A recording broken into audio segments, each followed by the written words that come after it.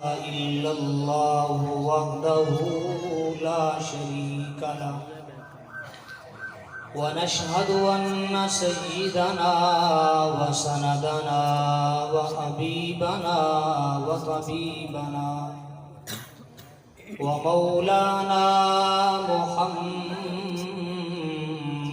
عبده ورسوله. أما بعد فأعوذ بالله من الشيطان الرجيم.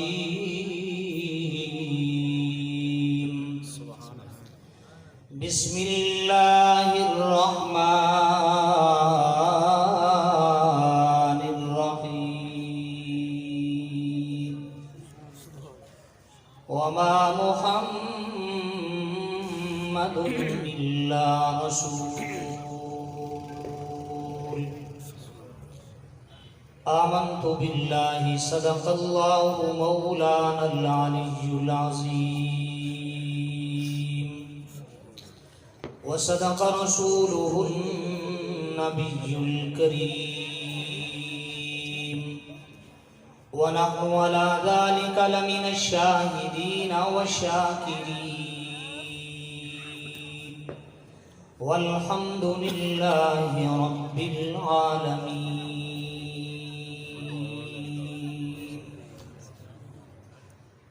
يا خير من دفنت في التراب أعزمه يا خير من دفنت في التراب أعزمه فطاب من طيبهن القاء والحكم. نفسي فداء لقبر أنت ساكنه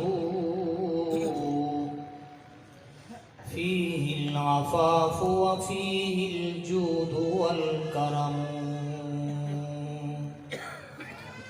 وأحسن منك لم تر قط عيني وأجمل منك لم تلد النساء. خلقت مبرأ من كل عيب كأنك قد خلقت كما تشاء.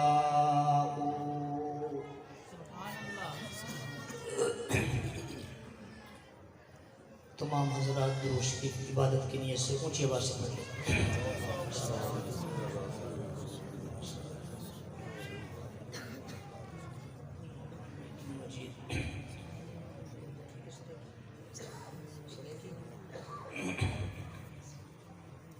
بی بی سی دیا خبراں اردو سمجھ آوے نے، مولوی صاحب کی تقریر اردو سمجھ نہیں آئی. انہاں براواں دوستاں نے درود شریف پڑھے، وہ ذرا دوویں ہاتھ کھڑے کرو. ماشاء اللہ. ہن جنہ درود شریف پڑھتے ہاتھ کھڑے کیتے کو ذریعہ گاں گاں بھی تھیا کڈو بھی تھیا تاکہ جڑا خرابی ہے وہ تھی.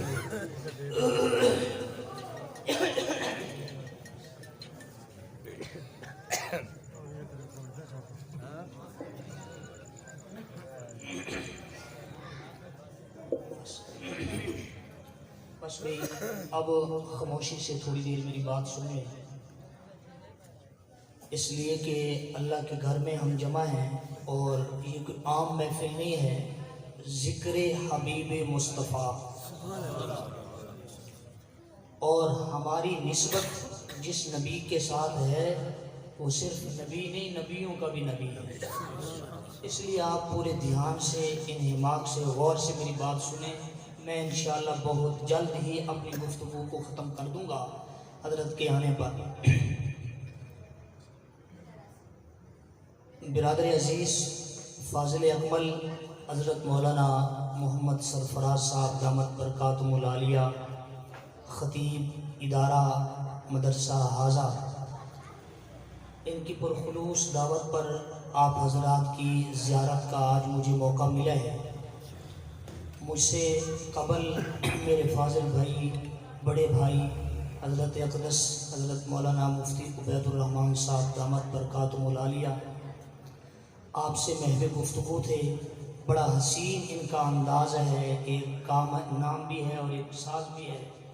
یہ اپنا درد مندانہ انداز میں آپ سے گفتگو فرما چکے ہیں. دو تین باتیں اسی مناسبت سے میں نے بھی آپ کی گوش گزار کرنی ہے، اس توقع سے کہ آپ پوری توجہ میری طرف رکھیں گے. اور یہ جو بچے کھڑے ہیں میں ان سے پہلے ہی گزارش کرتا ہوں کہ جلسوں کو بنانے والے بھی یہی ہوتے ہیں، خراب کرنے والے بھی یہی ہوتے ہیں. بغیر کسی تمہید کے اشتہار کا عنوان آپ نے پڑھا، ذکر حبیب مصطفیٰ صلی اللہ علیہ وسلم. قابل قدر دوستوں، بزرگوں، بھائیوں، یہ ربیع الاول کا مہینہ وہ مہینہ ہے، عام طور پر لوگوں کے ذہن میں یہ بات ہے کہ یہ حضور کی ولادت کا مہینہ ہے. یقیناً میرے دائیں بائیں حضرات تشریف فرما ہیں، ذمہ دار ہیں، اور میں بھی یہ ذمہ داری سے بات کہہ رہا ہوں کہ اس میں کوئی شک والی بات نہیں ہے کہ ربیع الاول آقا کی ولادت کا مہینہ نہیں ہے، بلکہ آقا کی ولادت کا مہینہ ہے. سمجھ آ رہی؟ یہ مہینہ ربیع الاول کا، ربیع کا معنی بہار، اول معنی پہلی، واقعتاً یہ حضور کی ولادت با سعادت کا مہینہ ہے. لیکن سوال یہ ہے کہ صرف ولادت اس مہینے میں ہے یا اور بھی کوئی چیز اس مہینے میں ہے؟ قرآن تو یوں ارشاد فرماتا ہے، لَقَدْ مَنَّ اللَّهُ عَلَى الْمُؤْمِنِينَ إِذْ بَعَثَ فِيهِمْ رَسُولًا. اللہ فرماتے ہیں کہ میں نے مومنوں پر احسان کیا کہ ان میں اپنا رسول بھیجا. اِذْ وَلَّدَ فِيهِمْ رَسُولًا نہیں ہے، اِذْ بَعَثَ فِيهِمْ رَسُولًا. یہ علمی بات ہے، اس پر انشاءاللہ پھر کبھی سے، لیکن ذہنی طور پر، نقطے کے طور پر یہ بات ذہن میں رکھیں کہ ربیع الاول صرف حضور کی ولادت کا مہینہ نہیں، بلکہ جہاں یہ حضور کی ولادت کا مہینہ ہے وہاں یہ حضور کی بعثت کا مہینہ بھی ہے، ہجرت کا مہینہ بھی ہے، رحلت کا مہینہ بھی ہے. ربیع الاول آیا، میرا پیغمبر بھی آیا. ربیع الاول آیا، میرے پیغمبر کی بعثت ہوئی. ربیع الاول آیا، میرے پیغمبر نے ہجرت کی. ربیع الاول کا مہینہ آیا، اسی مہینے میں اللہ پاک نے اپنے محبوب پر جو نبوت کے فائد، جو نبوت کے احکامات جاری کیے تھے، رسالت کے منصب پر جس پیغمبر کو فیض کیا تھا، اسی مہینے کے اندر وہ سارے منصب مکمل کروا کے اللہ پاک نے فرمایا کہ محبوب اب میں آپ کو اجازت دیتا ہوں، دنیا میں آپ رہنا چاہیں تو آپ کی مرضی، لیکن واپس آنا چاہیں تو تب بھی آپ کی مرضی. علماء اکرام تشریف فرمائے ہیں، آخری پارے کی آخری صورتوں میں سے ایک صورت اذا جاء نصر اللہ ہے. جب اللہ پاک نے اس کو نازل کیا تو حضور اکرم صلی اللہ علیہ وسلم نے صحابہ اکرام کو اپنے پاس جمع کیا. جب صحابہ اکرام حضور کے ارد گرد حلقہ بگوش ہو گئے، آپ نے فرمایا کہ ان اللہ اختار عبدا من عبادہ. ابو بکر میری بات توجہ سے سن، عمر میری بات توجہ سے سن، عثمان میری بات توجہ سے سن، علی میری بات توجہ سے سن، طلحہ زبیر میری بات توجہ سے سن، حسن حسین میری بات توجہ سے سنو. سارے صحابہ حضور کے ارد گرد جمع ہو گئے. اور میں کہا کرتا ہوں کہ مسجد نبوی کا وہ فضا کیسا خوش قسمت لمحات ہوں گے کہ جب درمیان میں آمنہ کا چاند چمک رہا ہوگا، ارد گرد ستارے بھی چمک رہے ہوں گے. درمیان میں نبوت کا چاند تھا، دائیں طرف صداقت کا ستارہ بھی مجھے نظر آیا، اور پھر دائیں طرف سے مجھے صداقت کے ستارے کے ساتھ مجھے عدالت کا ستارہ بھی نظر آیا، حیا کا ستارہ بھی نظر آیا، اور پھر شجاعت کا ستارہ بھی نظر آیا، سیاست کا ستارہ بھی مجھے نظر آیا. ہر طرف سے ستارے چمکتے ہوئے جب نظر آئے. چاند سے مراد محمد الرسول اللہ کی ذات ہے، ستاروں سے مراد صحابہ کی جماعت ہے. میرے پیغمبر نے اعلان فرمایا، میرے صحابہ ابو بکر، اللہ پاک نے اپنے بندوں میں سے ایک بندے کو اختیار دیا ہے کہ وہ دنیا میں رہنا چاہے اس کی مرضی، اللہ کی ملاقات کرنا چاہے اس کی مرضی. لیکن سارے صحابہ کرام خوش ہوئے، اور حضور نے یہ پوری سورت جب پڑھ کے اپنا سنائی، آپ نے فرمایا کہ میرا رب کہتے اذا جاء نصر اللہ والفتح، میرے پیغمبر جب دیکھنا کہ اللہ کی مدد تیرے پاس آ گئی ہے، اللہ کی نصرت تجھے شامل حال ہو گئی ہے. وَرَأَيْتَ النَّاسَ يَدْخُلُونَ فِي دِينِ اللَّهِ أَفْوَاجًا. ایک وہ وقت بھی تھا کلمہ پڑھنا بھی جرم تھا، ایک وہ وقت بھی تھا توحید کا اعلان کرنا بھی جرم تھا، ایک وہ وقت بھی تھا اعلان نبوت کے ساتھ منسلک ہونا اپنے آپ کو موت کے مترادف کرنے کے مانند تھا.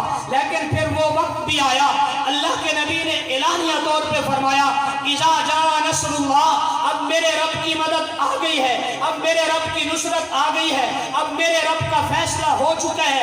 اب اسلام کمزور نہیں، اب اسلام کو جوانی مل چکی ہے، اسلام کو عروج مل چکا ہے، اسلام کو بلندی مل چکی ہے، اسلام کو ترقی مل چکی ہے. اب فوجوں کی فوجیں، لشکروں کے لشکر، جماعتوں کی جماعتیں اسلام کے اندر داخل ہو رہی ہیں. اللہ پاک نے فرمایا میرے پیغمبر جب اپنی ختم نبوت والی آنکھوں سے دیکھنا کہ وَرَأَيْتَ النَّاسَ، اب مکے والے بھی آ رہے ہیں، مدینے والے بھی آ رہے ہیں، حبشے والے بھی آ رہے ہیں، یمن سے بھی لوگ آ رہے ہیں، اردن سے بھی لوگ آ رہے ہیں، اور پوری دنیا سے، مشرق و مغرب سے، شمال و جنوب سے لوگ چھٹا کر آپ کے قدموں میں بیٹھنے کے لیے، آپ سے فیض حاصل کرنے کے لیے، آپ کی تعلیم حاصل کرنے کے لیے، دین اسلام سیکھنے کے لیے، قرآن کے احکامات سیکھنے کے لیے، اللہ کی توحید سیکھنے کے لیے، آپ کی نبوت اور رسالت کے احکامات بغور سننے کے لیے جب لوگ آپ کے پاس آئے،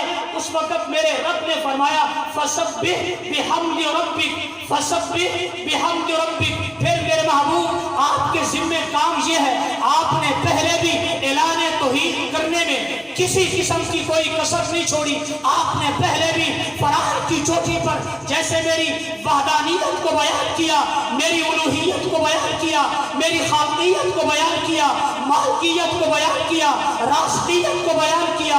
اللہ تنے تنہا تھے، تنے تنہا ہے.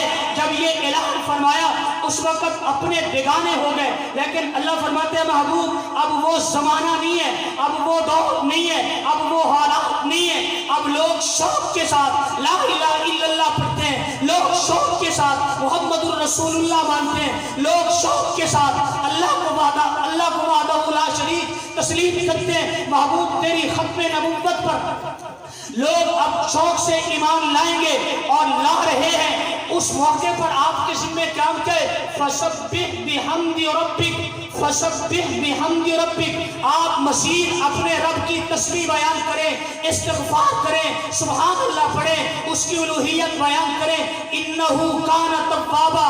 اللہ کی مدد پہلے سے بھی زیادہ آپ کے ساتھ شامل حال ہو جائے گی. اب یہ لوگ اسلام کے اندر داخل ہو جائیں گے.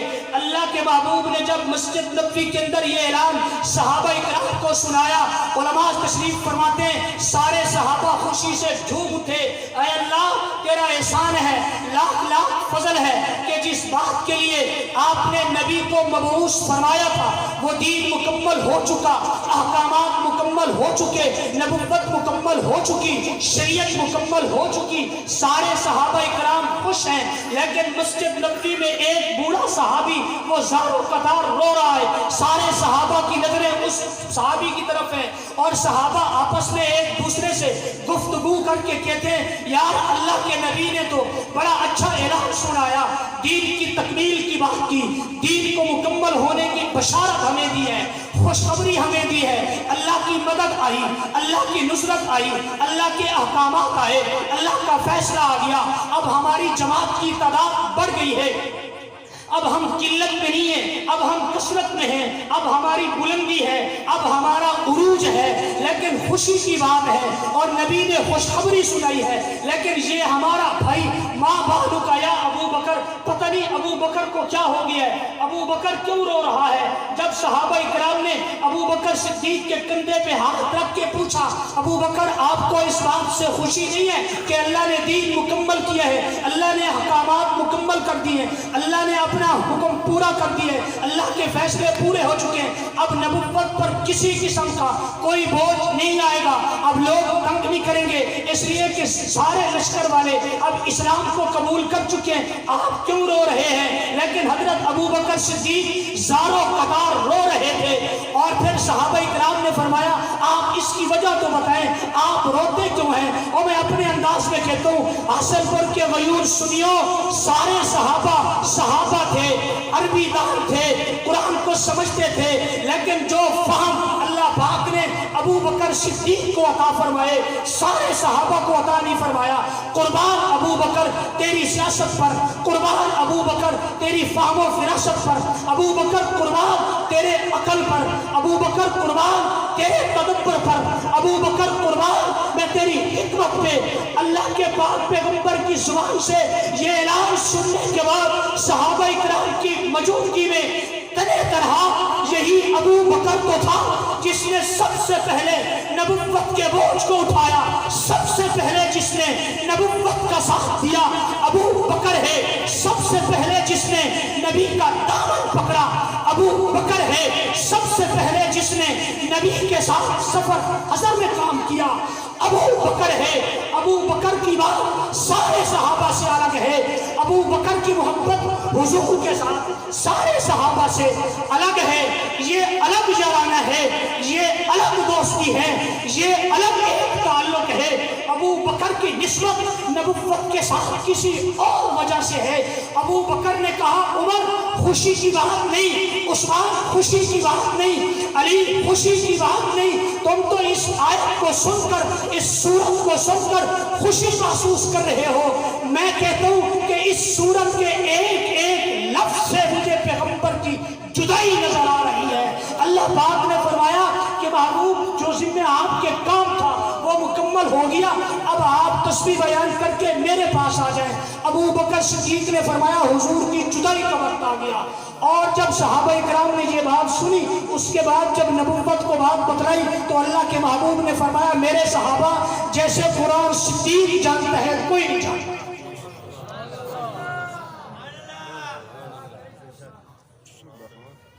یہ ابو بکر ہے۔ اور پھر نعرہ تکبیر، شان رسالت، تاج و تخت ختم نبوت، علماء دیوبند، مدارس عربیہ۔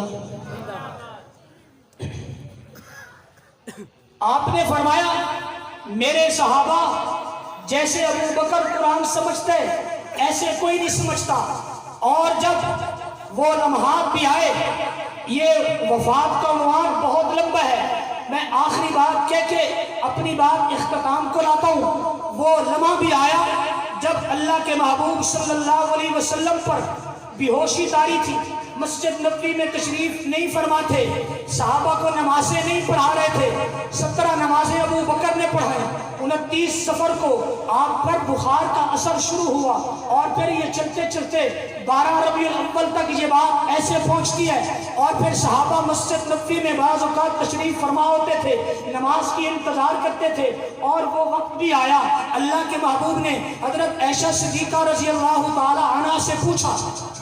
عائشہ مسجد نبوی میں صحابہ نے نماز پڑھ لی ہے، لیکن حضرت عائشہ صدیقہ نے فرمایا حضور نہیں، ہم ینتظرونک یا رسول اللہ، حضور صحابہ آپ کے بغیر نماز کیسے پڑھ سکتے ہیں، آپ کے منتظر ہیں۔ لیکن اللہ کے محبوب نے فرمایا کہ مجھے تیاری کرو، میں نماز پڑھانے کے لیے جاتا ہوں۔ لیکن آپ کو وضو کروایا گیا، لیکن طبیعت آپ کی پھر بھی نہ سنبھل سکی، پھر غشی طاری ہو گئی۔ پھر تھوڑی دیر کے بعد جب ہوش آیا، حضور نے اللہ کے محبوب نے حضرت عائشہ صدیقہ رضی اللہ تعالی عنہ سے پھر پوچھا عائشہ صحابہ نے نماز پڑھ لی ہے؟ وہی جواب ملا ہم ینتظرونک یا رسول اللہ۔ ایسے 3 مرتبہ ہوا، 4 مرتبہ ہوا، تاکہ آپ نماز نہ پڑھا سکے۔ ابو بکر صدیق کے پاس آپ نے اپنا پیغام بھجوایا کہ عائشہ ابو بکر کو کہو کہ وہ میرے مصلی پہ کھڑے ہو کر صحابہ کو نماز پڑھائے۔ لیکن سیدہ طیبہ طاہرہ عفیفہ کائنات ام المومنین، مومنوں کی ماں، قرآن کہتے النبی اولا بالمؤمنین من انفسہم وازواجہ امہاتہم، کہ مومن کی تعریف یہ ہے کہ اس کو اپنی جان سے زیادہ نبی کے ساتھ محبت ہو، اور نبی کی اہل بیت کو اپنی ماں کا درجہ دیتا ہو۔ عائشہ صدیقہ مومنوں کی ماں ہے، تیری بھی ماں ہے، میری بھی ماں ہے، امت مسلمہ کی ماں ہے۔ حضور نے پھر فرمایا عائشہ ابو بکر کو کہو کہ وہ میرے مصلی پہ کھڑے ہو کر صحابہ اکرام کو نماز پڑھائے۔ لیکن حضرت عائشہ صدیقہ نے فرمایا یا رسول اللہ صلی اللہ علیہ وسلم، میں میں آپ کی اہلیہ محترمہ ہوں، ابو بکر صدیق میرے والد ہیں، میں ابو بکر کی بیٹی ہوں، ابے کے مزاج کو اچھی طریقے سے سمجھتی ہوں۔ انہو رقیق القلب، انہو رقیق القلب، انہو رقیق القلب، وہ آپ کی جدائی برداشت نہیں کر سکیں گے، مصلی پہ کھڑے ہو کر نماز نہیں پڑھا سکیں گے۔ آپ کسی اور صحابی کو حکم دے دیں، لیکن اللہ کے محبوب نے فرمایا ایسا نہیں، ابو بکر کو کہو مرو ابا بکر فلیصلی بالناس، ابو بکر کو کہو کہ وہ مصلی پہ کھڑے ہو کر نماز پڑھائے۔ حضرت عائشہ نے پھر وہی بات کہی، انہو رقیق القلب۔ آپ نے فرمایا لا عائشہ، عائشہ خاموشی اختیار کر، میں نہیں کہتا بلکہ میرا رب کہتے ہیں، رب کا فیصلہ ہے اور صحابہ کرام کا بھی فیصلہ ہے، مومنین کا بھی فیصلہ۔ مومنین بھی ابو بکر کو مصلی پہ برداشت کرتے ہیں، ابو بکر کو پسند کرتے ہیں، میرا رب بھی ابو بکر کو مصلی پہ کھڑا کرنا پسند کرتے ہیں۔ ابو بکر کو کہو کہ وہ میرے مصلی پہ کھڑے ہو کر صحابہ کو نماز پڑھائے۔ اللہ کے محبوب کے حکم کے مطابق ابو بکر صدیق نے صحابہ کرام کو نماز پڑھائی۔ ایک نماز کے دوران حضور تشریف لے آئے، اس بات کو اس بات پہ رکھتے ہیں، لیکن آخری دن جب سوموار کا دن تھا، 12 ربیع الاول کا دن تھا، آخری دن تھا، آپ نے ایک مرتبہ نماز شروع ہو چکی تھی، صبح کی نماز شروع ہو چکی تھی، حجرے مبارک کے پاس ایک پردہ لٹکا ہوا تھا، آپ نے وہ پردہ ہٹایا۔ آخری دیدار ہفتے والے دن آپ نے آخری دیدار، آخری نظر تمام صحابہ کرام کی جماعت پہ نظر ڈالی، اور حضور نے جب دیکھا تو دل باغ ہو گیا، اور جیسے جناب کھیتی کا مالک اپنی کھیتی کو سرسبز و شاداب دیکھ کر اس کا دل خوش ہو جاتا ہے، اللہ کے محبوب نے ایسے ہی حجرے مبارک کا پردہ ہٹایا۔ سارے صحابہ ابو بکر کی اقتداء میں پیچھے ہاتھ باندھ کے نماز پڑھ رہے تھے۔ ابو بکر سب کا امام تھا، سارے صحابہ پیچھے مقتدی تھے۔ اور پھر صحابہ کرام فرماتے ہیں جب رسول اللہ صلی اللہ علیہ وسلم نے حجرے مبارک کا پردہ جب ایک طرف اٹھایا اور نگاہ نبوت مسجد نبوی میں ڈالی تو اتنی روشنی پھیل گئی، اتنی مسجد نبوی منور ہو گئی۔ صحابہ کرام فرماتے ہیں کہ ہمارے دل میں خیال آیا کہ اللہ کا احسان ہو گیا کہ حضور کو افاقہ ہو گیا۔ ممکن ہے کہ حضور تشریف لے آئے لیکن حضور تشریف نہ لے آئے۔ یہ نماز مکمل ہوئی، نماز مکمل ہونے کے بعد حضرت ابو بکر صدیق اور بھی صحابہ کرام کہ جن صحابہ سے نبوت کے گھر میں پردہ نہیں تھا، یہ اندر تشریف لے گئے اور گفتگو ہوئی۔ سوموار والے دن اللہ کے محبوب صلی اللہ علیہ وسلم کی طبیعت میں بہت افاقہ ہو گیا، اللہ نے تندرستی عطا فرمائی۔ صحابہ کرام فرماتے ہیں حضور علیہ السلام نے ہمارے ساتھ بیٹھ کر ایسی پیار محبت کے ساتھ گفتگو فرمائی، اور ہم یہ سمجھ رہے تھے کہ جیسے اللہ کے محبوب کو کسی قسم کی کوئی تکلیف نہ پہنچی۔ روایات میں آتے حضرت ابو بکر صدیق رضی اللہ تعالی عنہ نے اس دن آپ سے فرمایا حضور اگر اجازت ہو تو میں اپنے دوسرے گھر سے ذرا چکر لگا کے واپس آتا ہوں، جو مدینہ منورہ کے دوسرے کنارے پر تھا۔ آپ کی ایک بیوی اپنا مدینہ منورہ میں ایک حصے پر اور دوسری جناب اپنا 2-3 میل مدینے سے ذرا ہٹ کے گھر تھا۔ اس گھر جب آپ تشریف لے گئے اور صحابہ کرام فرماتے ہیں ہر ایک صحابی نے اجازت مانگی اور اجازت مل گئی، حضور نے ہر ایک کو بخوشی اجازت دے دی، ہر ایک اپنے اپنے گھر چلے گئے۔ ابو بکر صدیق فرماتے ہیں میں اپنے اس دوسرے گھر ابھی پہنچا ہی تھا تو اچانک میرے پاس خبر پہنچی کہ اللہ کے محبوب اللہ کو پیارے ہو چکے ہیں، اور صحابہ کرام میں جناب ایک ہلچل مچ گئی، اور وہ صحابہ جو نبی کے ساتھ بڑا محبت اپنا بڑی شفقت کے ساتھ پیش آیا کرتے تھے، جب صحابہ کرام کو یہ خبر پہنچی، اب اگر وقت ہوتا تو میں بات کو کھولتا۔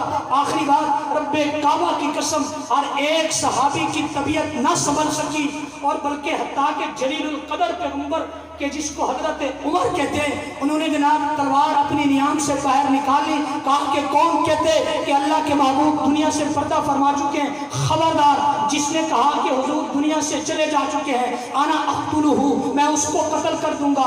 ایسے ہی حضرت عثمان غنی کی طبیعت بھی نہ سنبھل سکی، حضرت علی کی طبیعت بھی نہ سنبھل سکی، یہ بات بڑی لمبی ہے۔ بالآخر حضرت ابو بکر صدیق نے جب دیکھا کہ سارے صحابہ کرام میں اب ہلچل مچی ہوئی ہے، اور پھر صحابہ کرام کو ایک جگہ پہ جمع کیا، مسجد نبوی میں حضرت ابو بکر صدیق تشریف لے آئے، اور سب صحابہ کرام کو جمع کر کے فرمایا وما محمد الا رسول، او میرے ساتھیوں، میرے محبوب کے صحابہ، محمد کریم صلی اللہ علیہ وسلم اللہ کے رسول تھے.